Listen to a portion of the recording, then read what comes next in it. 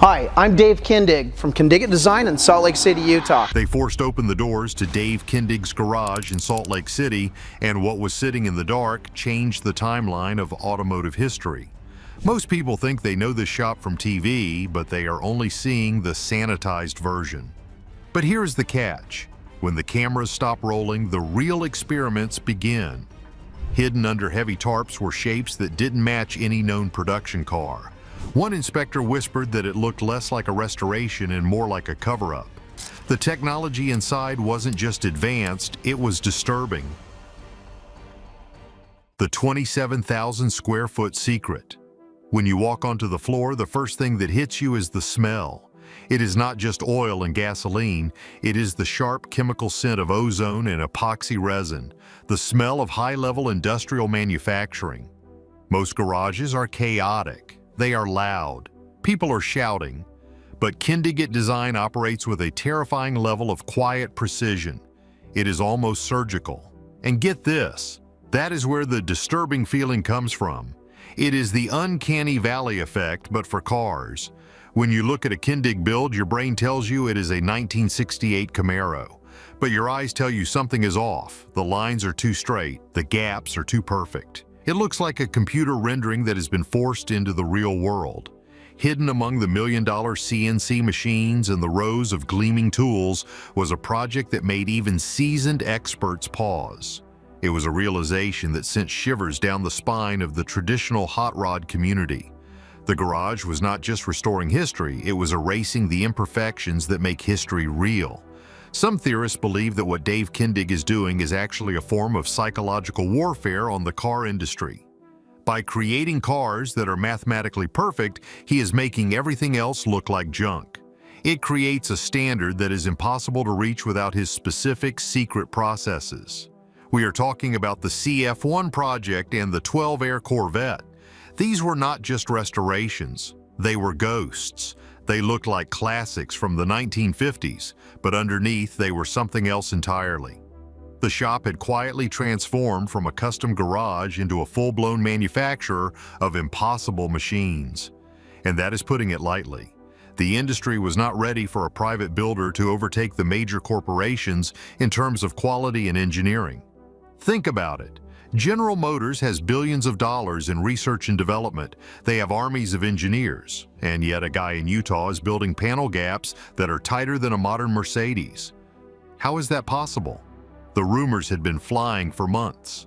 People whispered that Dave was using technology that wasn't available to the public. Maybe it was advanced 3D scanning used by the military. Maybe it was an AI-driven design program that optimized flow better than a human brain ever could. When the doors finally opened and the truth came out about the carbon fiber lab, the shock was palpable. The car sitting in the bay was a paradox. It looked old, but it was brand new. It was a visual trick that messed with your mind. Basically, the team at Kindig-It Design had achieved the alchemist's dream. They had transmuted base metal into gold. They had taken the soul of an American icon and trapped it in a shell of modern aerospace material. The sheer audacity of the project raised immediate questions. Was this legal? Was it ethical to play God with these historic machines? The facility itself is divided into strict zones, almost like a government black site. You have the fabrication area where metal is beaten into submission. Then you have the paint assembly, which looks more like a biological containment unit than a spray booth. And finally, there is the assembly floor. This is where the magic and the mystery truly happens. Workers move in a coordinated rhythm, almost like they are part of a hive mind. There is no confusion, just the sound of perfection being created one bolt at a time. But what most people don't realize is the pressure cooker environment required to maintain this standard. If a door gap is off by a millimeter, it is rejected. If the paint has a single dust mote, it is stripped and redone. This obsession with perfection is what makes the project inside so disturbing to outsiders. It is not normal.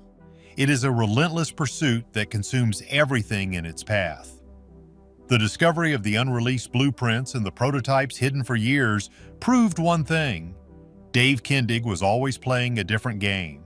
While other builders were worried about winning a trophy, Dave was figuring out how to build a car from scratch using materials that didn't even exist when the original car was made.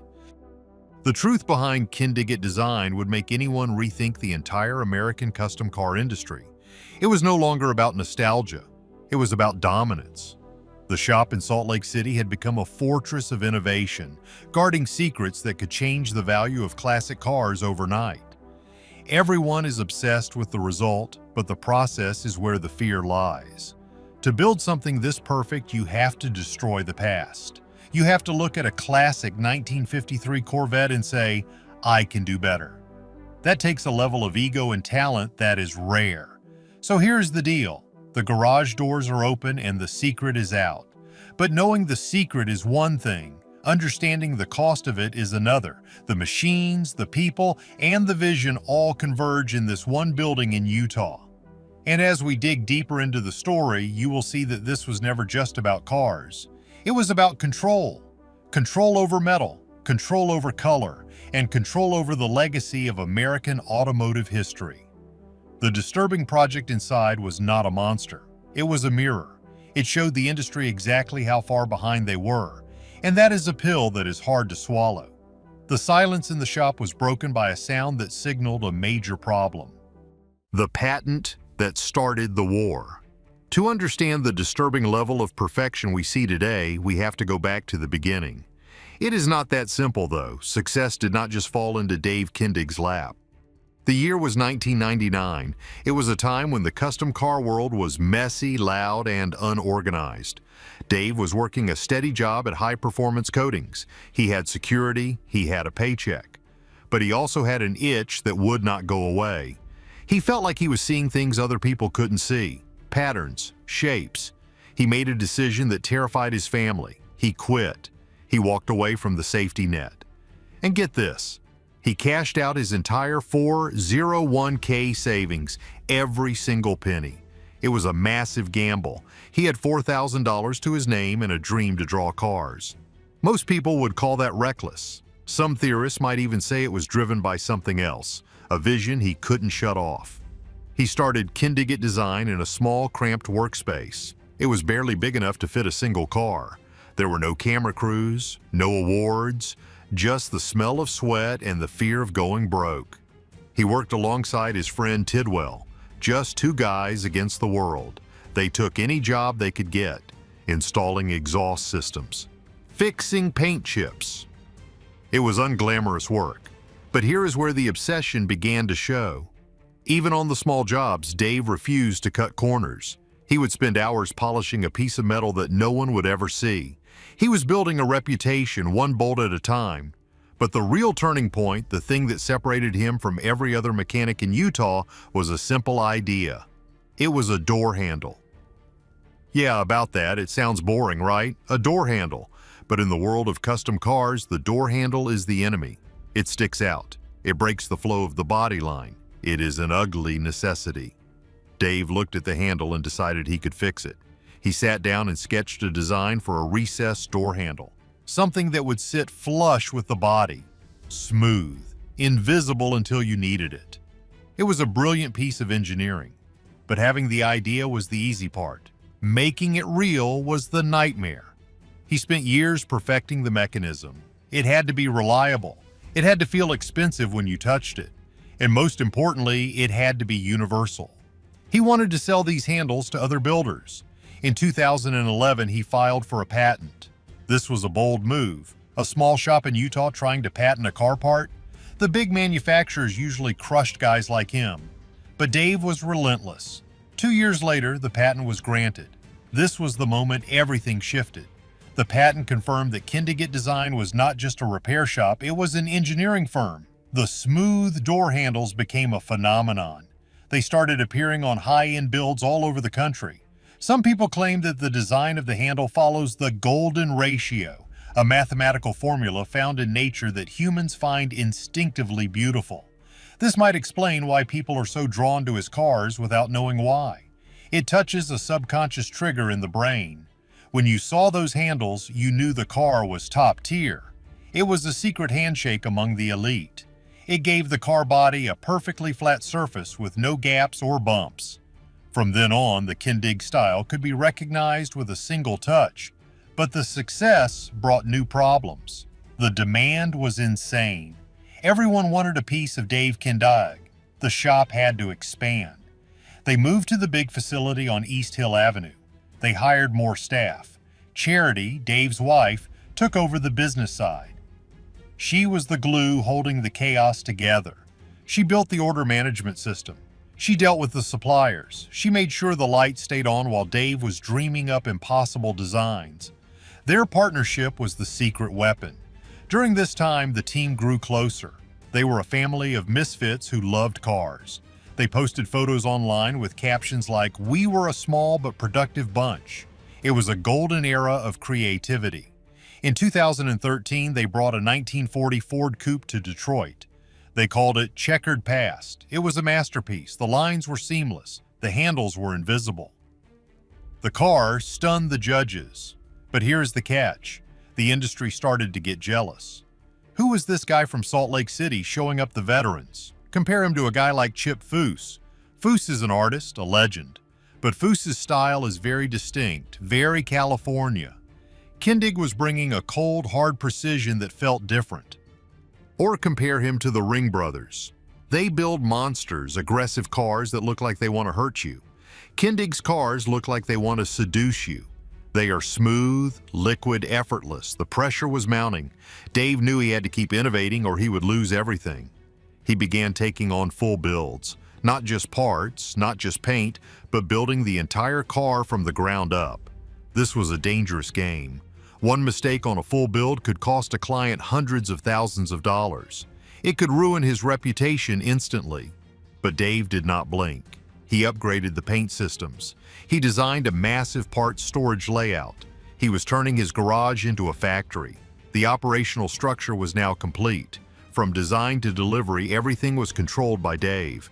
He was a dictator of design and his word was law. By the end of 2013, Kindig-It design was a powerhouse. They were invited to SEMA. They were on the cover of magazines. But no one knew that the biggest change was just around the corner.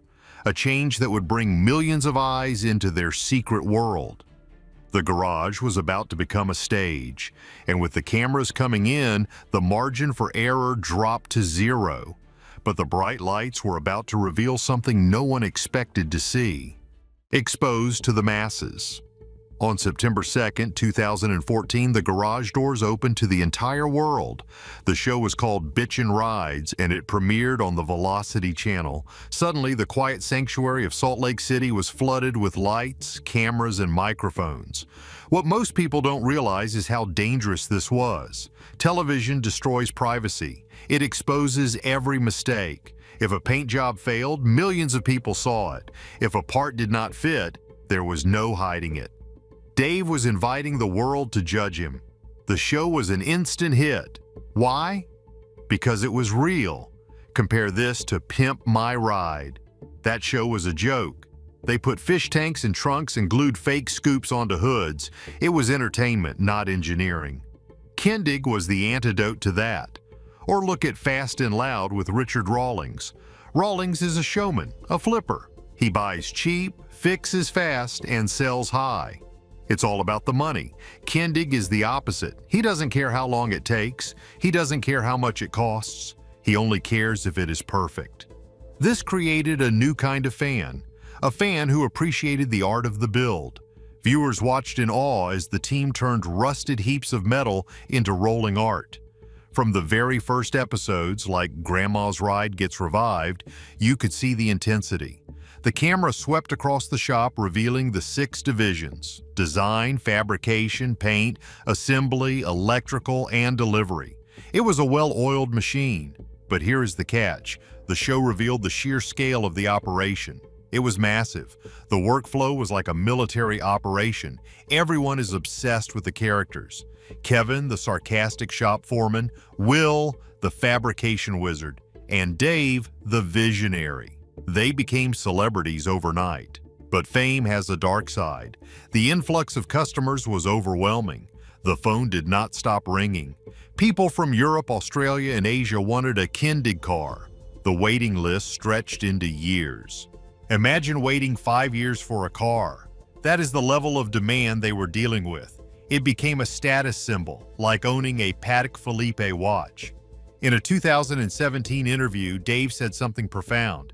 He said, "I have always just wanted to make something truly one of a kind." It sounds simple, but when you have a backlog of 50 cars, one of a kind becomes a logistical nightmare. The team expanded to over 20 members. Each person was a specialist. You had guys who did nothing but smooth out metal for 8 hours a day. You had guys who only wired dashboards. It was specialized labor at its finest. The show also became a marketing juggernaut. Paint companies and parts manufacturers were begging to be on screen. If Dave Kindig used your product, it was gold. This gave the shop financial independence. They could buy the best tools in the world. By 2019, Season 6 was airing. The show had solidified its position as a top-rated program. But behind the scenes, the pressure was taking a toll. You have to be perfect every single day. You have to smile for the camera when you are exhausted. The disturbing part was how easy they made it look. They would take a 1955 Mercedes Gullwing, a car worth millions, and cut it apart. That is terrifying. One slip of the saw and you have destroyed history. But they did it with surgical precision. The show redefined automotive storytelling. It was not about fighting, it was about creating. It showed the fusion of art and engineering. But as the seasons went on, Dave started to get bored with just restoring cars. He wanted more. He wanted to stop fixing other people's designs and start creating his own. The cameras had documented his mastery of the past. Now he wanted to conquer the future. There is a wild theory that Dave was actually frustrated by the limitations of steel. Steel is heavy. It rusts. It dents. He wanted a material that was pure. He began sketching something in secret. Something that would not just modify a Chevy or a Ford, but would be a pure Kindig creation. It was a risk that could destroy his credibility. If he built his own car and it failed, the critics would eat him alive. They would say he was just a TV star playing designer. The garage basement became a bunker for this new idea. He was experimenting with materials that hot rodders usually avoided. He was looking at aerospace technology. He was looking at carbon fiber. The TV show had shown the world the garage, but it had not shown them the laboratory. Dave was cooking up a project that would alienate the purists. He was about to commit the ultimate sin in the classic car world. He was going to build a fake that was better than the real thing. The plans were drawn, and the carbon fiber was ordered for the impossible build. Better than the original. The project was called the CF1. And get this, it was a ghost. It was a tribute to the 1953 Corvette, the car that started it all for Chevrolet. But Dave was not restoring one. He was building one from nothing. This is where the story gets controversial. Purists believe you should save old cars. They believe the soul of the car is in the original VIN number. Dave decided to clone one, but with a twist. He used carbon fiber. Now let's talk about why this is so crazy. Carbon fiber is used in Formula One cars. It is used in fighter jets. It is not usually used to build replicas of 70-year-old convertibles. The cost is astronomical. The technical difficulty is insane. The entire body of the CF1 weighs only about 130 kilograms. That is lighter than a motorcycle. Think about that. The whole shell of the car. You could lift the front end with one hand. The total weight of the car is just 1.5 tons. It is a featherweight boxer with a heavyweight punch. Under the hood, he dropped in a 7-liter Lingenfelter LS7 engine. It produces nearly 650 horsepower. Put that in a car that weighs nothing and you have a missile. It's physics. Power-to-weight ratio is the only thing that matters. Some conspiracy theorists in the car world have suggested that the weave of the carbon fiber itself contains a specific pattern to handle the stress, a pattern that mimics organic bone structure. Did Kindig stumble upon a new way to lay carbon?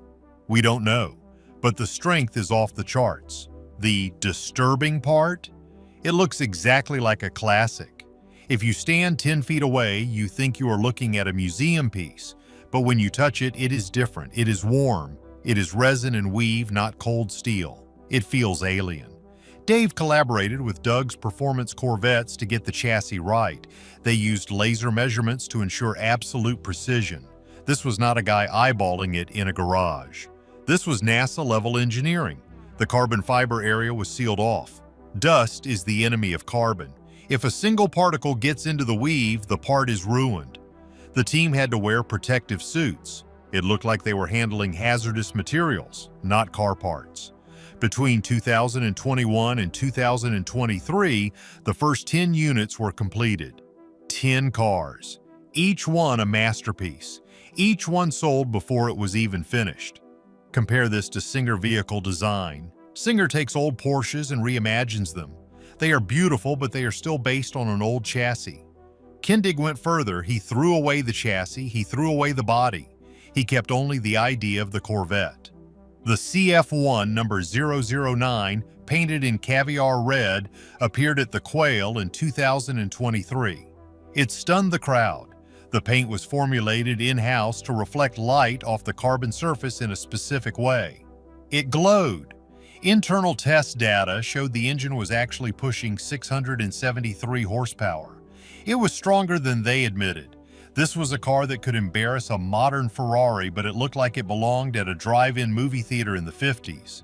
Basically, Dave Kindig had created a paradox. He built a car that had the soul of the past, but the heart of the future, and that pissed some people off. They said it wasn't a real car, they said it was a toy, a rich man's plaything. But Dave didn't care. He called it a tribute to the first Corvettes, but recreated with 21st century technology. It was a strategic move. It proved that Kindig-It Design was now a manufacturer, a coach builder. In Europe, companies like Bugatti or Pininfarina are called coach builders. In America, we just call them garages. Dave changed that. He elevated the American custom shop to the level of European luxury houses. Every CF1 carries a small plaque with the names of the technicians who built it. It is a stamp of authenticity. It says, "Human hands made this." In a world of robots, that is a powerful statement. The project was a massive success, but it also raised a disturbing question. If we can build classic cars that are better, faster, and safer than the originals, do the originals still matter? Are we witnessing the death of the antique? Dave had proven that nostalgia could be improved upon. He tested the combustion chambers. He tweaked the exhaust. He ran the cars on the dyno until they screamed. He was obsessed with making them drivable. Most show cars are just for looking at. They are trailer queens. The CF1 was built to be driven hard. The success of the CF1 gave Dave the confidence to go even further. He wasn't done. He had one more trick up his sleeve. A project so complex that it would win the most prestigious award in the country. He was about to take the lessons learned from the carbon fiber lab and apply them to a build that would defy gravity. The industry thought the CF1 was the peak. They were wrong. He was preparing to unleash a silver beast that would silence the critics forever. The uncomfortable truth. In March 2024, Dave Kindig dropped the bomb. It was called the 12 Air. It was a 1953 Corvette similar to the CF1, but this one was built for war. The destination was the Detroit Autorama, home of the Riddler Award. The Riddler is the Nobel Prize of hot rodding. You don't just win it, you survive it. The judges look for flaws with flashlights and mirrors. They check the underside of the bolts. They check the stitching inside the glove box. If you have a single fingerprint on the frame, you lose. The 12 Air was insane. It was inspired by F1 and Indy cars. It used a single horizontal spring for the suspension. Who does that on a 53 Vet? Dave Kindig does. The car was silver, a ghostly metallic white that looked like liquid mercury. When the judges saw it, they knew the game was over. The engineering was too advanced. The design was too clean. It made the other competitors look clunky. Dave and Tracy Maxwell, the owners, stood by as their car took the top prize. It was a victory lap for the entire shop. It proved that the garage in Salt Lake City was the best in the world. Period. But here's the catch. This victory was disturbing for the old guard. Dave Kindig is a TV star. The serious car guys usually look down on TV builders. They think they are all flash and no substance. Winning the Riddler forced them to admit that Dave was the real deal. It's like a YouTuber winning an Oscar. It upsets the establishment. It proves that the new way of doing things is superior. He brought the car to SEMA later that year. He unveiled it alongside a 1958 VW Bug and a '59 Porsche. He was showing off his range. He could do anything. American muscle, German engineering. It didn't matter. On the stage, he was humble. He said, "We unveil our latest creation." Short, simple, but the car screamed confidence. The garage had evolved into a modern innovation center. The basement was full of prototypes, next-generation door handles, new color samples. Dave has no plans to mass produce. He wants to keep it handcrafted.